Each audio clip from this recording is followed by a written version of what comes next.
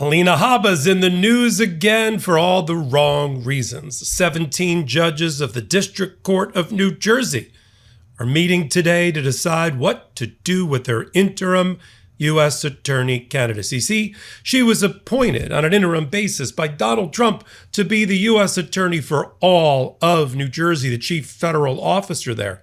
But she had 120 days in which to get confirmed by the Senate, and she's getting blocked, and blocked well, by the two Democratic senators from New Jersey, Cory Booker and Senator Kim. And they're going to blue slip her. They're not going to give her the blue slip that she needs to get out of committee, and they've told that to the Trump side.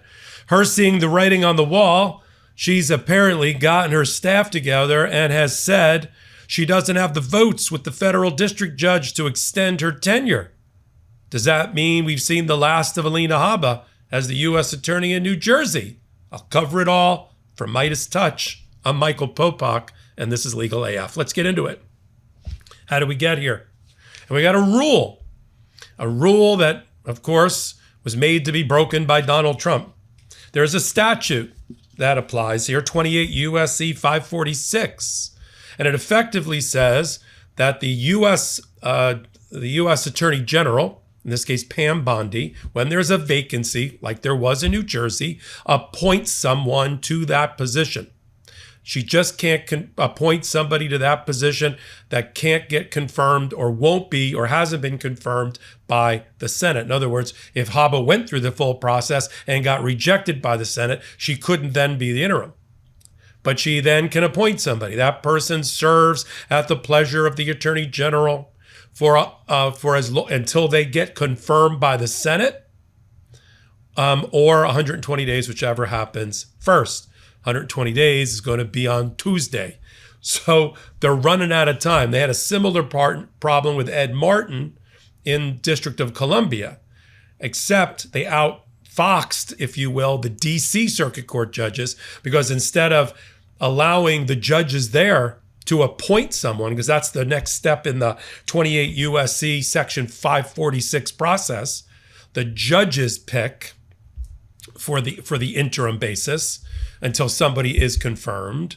Trump just stuck another person in there, Jeanine Pirro, gave himself another kind of a reset.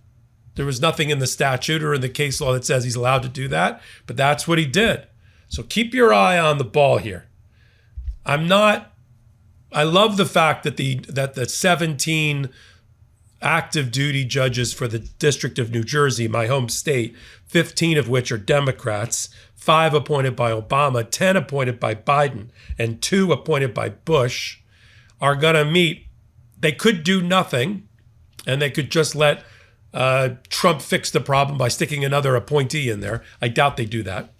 They could take some comfort about how the Northern District of New York just recently rejected a Trump appointment and refused to extend that person's term, that John Sarconi. They could say, well, we could do the Sarconi thing and not extend her. They have 2 candidates that they'd like to stick in there instead of her, right? They've got a first assistant U.S. attorney, Desiree Rice, they'd like to stick in there, and Noel Hillman, who used to be a judge. They're likely to do that. What could Donald Trump do with Alina Habba? That's the question. Just because she doesn't get extended, her term doesn't get extended by the New Jersey district judges, doesn't mean she can't be put through a process through the Senate. Now, what the horse race I'm watching is whether they're successful in getting Emil Bove, another criminal defense lawyer for Donald Trump, shoved through as an appellate judge in the Third Circuit. Because if they're successful in doing that, we just saw the Democrats in the Senate Judiciary Committee walk out, and he barely got the votes to get out of committee and go to the House floor, the Senate floor, where there's going to be another firefight on the Senate floor about Emil Bove, who's obscenely unqualified for his job, both in demeanor, in an intellect, and in ethics. But if they get him through, Trump will be emboldened, I believe, and they will try to shove Alina Habba through. Now, the block is Cory Booker and Kim. I'm going to try to get Senator Booker back to talk to us here on Legal AF about this about this process, but they have to give a blue slip, one or both of the senators for a state.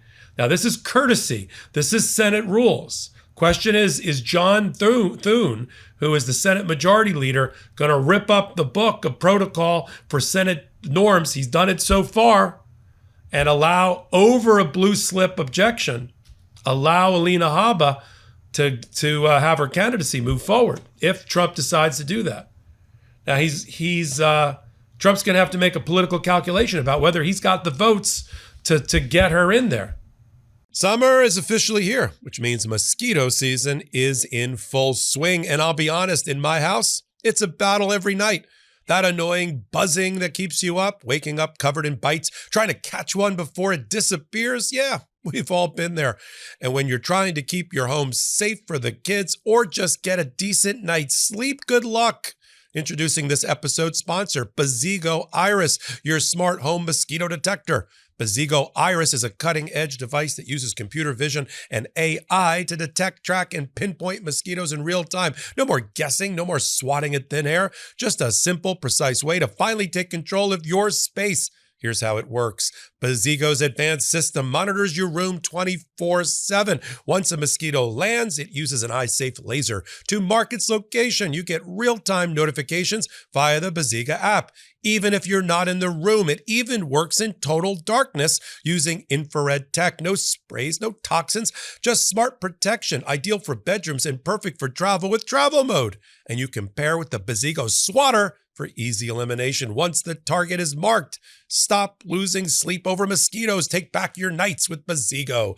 Go to bazigo.com/discount/legalaf and save 10% off. That's bzigo.com/discount/legalaf and use the code legalaf to get 10% off. And right now, just in time for peak mosquito season, Bazigo is running an amazing sale. 30% off your second device for any room in the home. For our podcast listeners only, right now, if you use the code LegalAF, you'll get 10% off your entire order plus the 30% sale. It's a deal you can't find anywhere else. Say goodbye to itchy bites and sleepless nights. Thank you, Bazigo, for sponsoring this episode.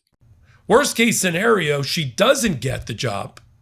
And he could stick her, unfortunately, he could stick her somewhere where she could do even more damage. You know, this is what happened with Ed Martin. We were all rubbing our hands in glee that we successfully got Ed Martin knocked out of being the US Attorney for the District of Columbia, which is a good thing. But then Trump just made him the chair of the Committee on Weaponization of the Department of Justice. He's just running around like a minister without portfolio, bringing on all sorts of kooky crazies from the Jan 6 conspiracy world, including Jan 6ers themselves, to serve on that committee.